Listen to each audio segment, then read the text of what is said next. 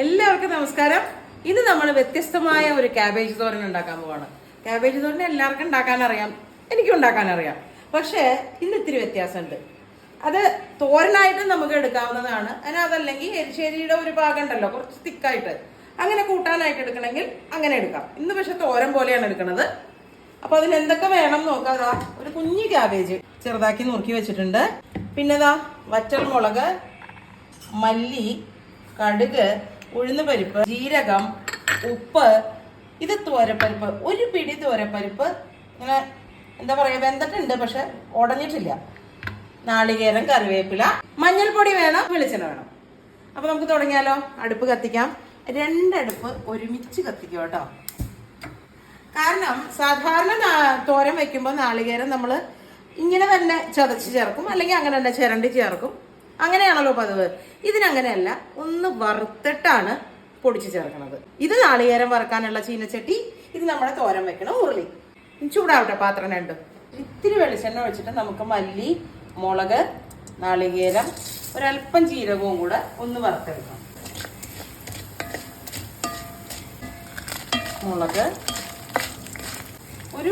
ഒരു നുള്ള് ജീരകം, നമുക്കിതിലേക്ക് ആവശ്യത്തിനുള്ള നാളികേരം. ഈ നാളികേരത്തിന്റെ ആ ഒരു എന്താ പറയാ, നനവ് ഒന്ന് പോയാൽ മതി. അല്ലാതെ നമ്മൾ തീയലിനോ ഒക്കെ അതുപോലെ ബ്രൗൺ കളർ ആവണ വരെ ഒന്നും വറുക്കണ്ട. ജസ്റ്റ് അതിന്റെ വെള്ളം മാറി ഒന്ന് പതുക്കെ ഒന്ന് കളർ മാറാൻ തുടങ്ങണ സമയത്ത് നമുക്ക് ഓഫ് ചെയ്യാം. ഇതൊന്ന് ആവട്ടെ. ആ സമയം കൊണ്ട് അല്പം വെളിച്ചെണ്ണ, സ്വല്പം കടുക് പൊട്ടാൻ ആവശ്യമുള്ളത് മാത്രം കടുക് ചേർക്കാം. ഉഴുന്ന് പരിപ്പ്, നമ്മുടെ സ്വന്തം വറ്റൽമുളക്, തീ കുറച്ചിട്ട് കറിവേപ്പില ചേർക്കാം. ഇനി നമുക്ക് ക്യാബേജ് ചേർക്കാം.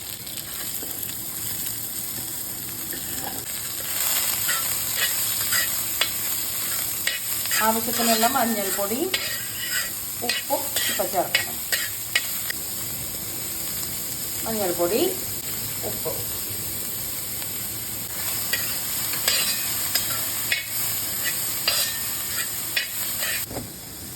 നമ്മുടെ നാളികേരം അത്യാവശ്യം ഒന്ന് മൂത്തിട്ടുണ്ട്.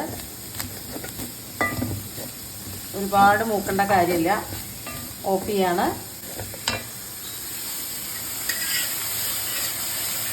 ഇനി നമുക്ക് ഈ പരിപ്പ് ചേർക്കാം കേട്ടോ.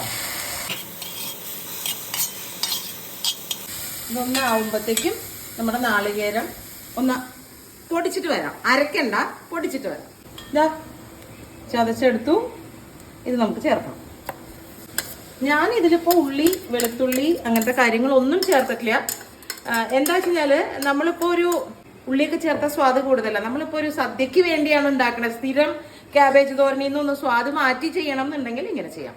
ഇനി അതല്ല, നോർമൽ സാധാ ദിവസങ്ങളിൽ, ഞാൻ വിശേഷ ദിവസങ്ങളിൽ ഉള്ളി, വെളുത്തുള്ളി ഉപയോഗിക്കില്ല. അപ്പോൾ അങ്ങനെയുള്ള പ്രശ്നങ്ങൾ ഇല്ലാത്തവർക്ക് ഉള്ളി, വെളുത്തുള്ളിയൊക്കെ ചേർക്കാം കേട്ടോ. അപ്പൊ തോരൻ റെഡിയായി. ചേട്ടനോട് പോയി? ചേട്ടൻ തിരുവനന്തപുരത്ത് പരിപാടിക്ക് പോയിരിക്കണം. ഇന്ന് വെളുപ്പിന് 3 മണിയുടെ ട്രെയിനിന് കയറ്റി വിട്ടു, മലബാർ എക്സ്പ്രസ്.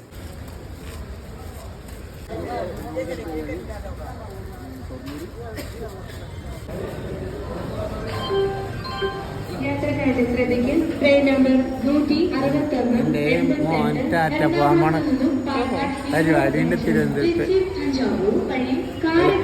ട്രെയിൻ കയറ്റി വിടാൻ വന്നാണ്.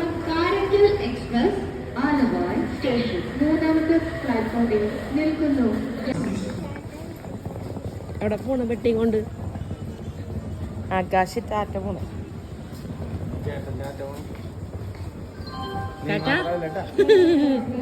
നീ മാത്രല്ല ടാറ്റ പോണേ, ചേട്ടനും ടാറ്റോ. ചേട്ടാ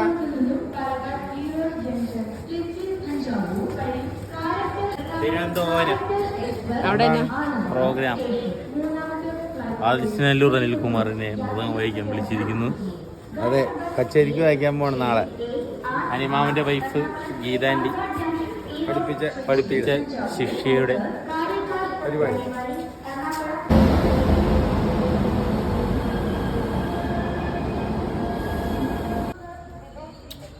കേട്ടോ.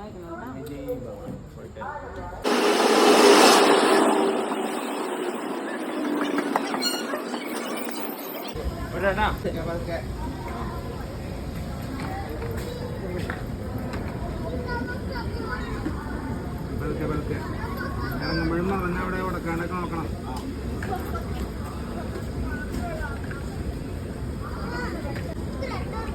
ആ മതി.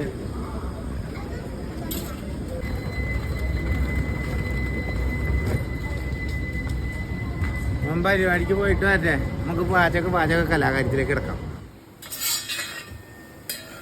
നല്ല അടിപൊളി തോരൻ റെഡി ആയിട്ടുണ്ട്. വ്യത്യസ്തമായ ഒരു സ്വാദായിരിക്കും. ഇങ്ങനത്തെ തോരൻ ആരും ഉണ്ടാക്കിയിട്ടുണ്ടാവില്ല. അപ്പൊ നാളെ പുതിയ വീഡിയോയിൽ വീണ്ടും കാണാം. നമസ്തേ.